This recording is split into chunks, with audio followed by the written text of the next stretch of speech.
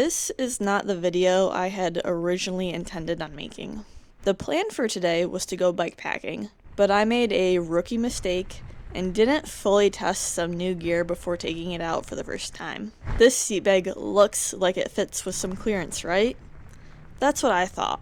But when you account for the sag from me sitting on the bike, and the fact that my rear suspension doesn't fully lock out, it just gets more firm, this is the result. So, trying to not waste the trip out here, I came up with a plan B.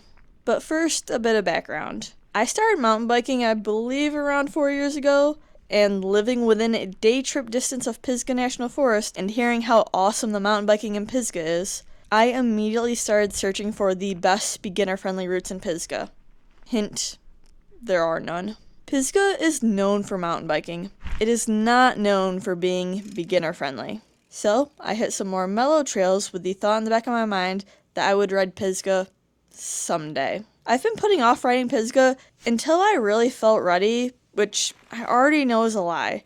If I waited till I felt ready to do everything I want to do, I would get almost nothing done.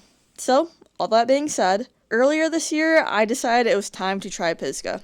I went back to the internet and began searching again for the easiest routes in Pisgah, understanding that easiest does not equal easy. I made a few maps in Gaia from suggestions I found online, so when I had a free day, I would be ready. I actually almost used one of these maps on my last camping trip to Gorgeous State Park, but for a few reasons decided to take it easy instead.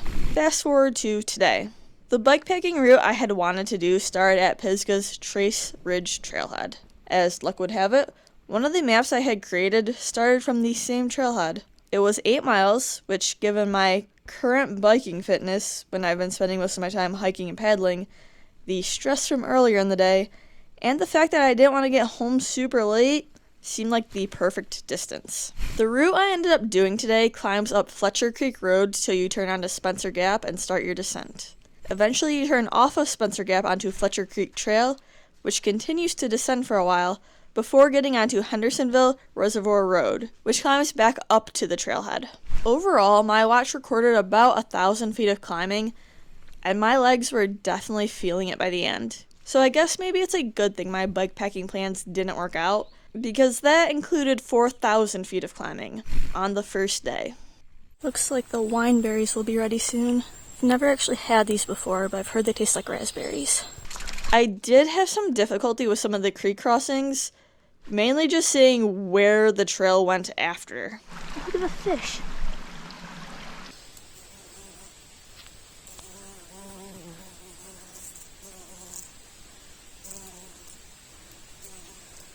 So this is a species of rhododendron, but I'm not sure which one. Possibly great rhododendron.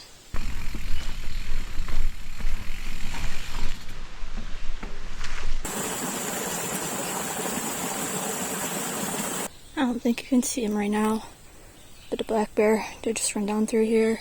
Ran as soon as I came around the corner on my bike. When I was leaving for the day and was a bit down the road from the trailhead, I got a glimpse of a mama bear with 2 cubs as well.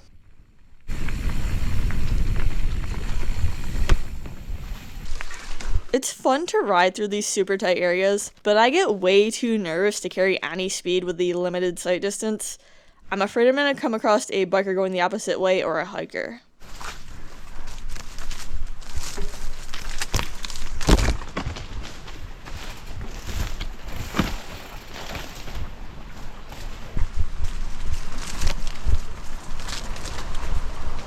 So, where in Pisgah should I try next? I've considered Middle and Lower Black, but would love to hear some suggestions.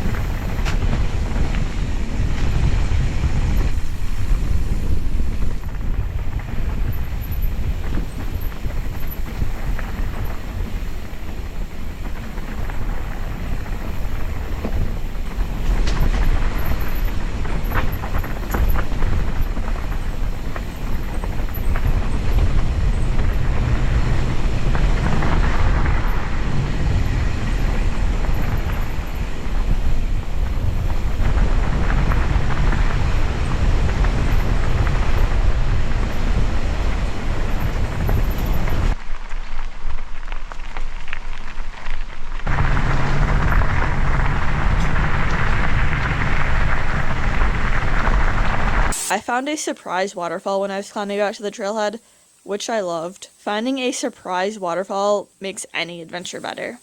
Thank you so much for watching, and don't forget to be always adventuring.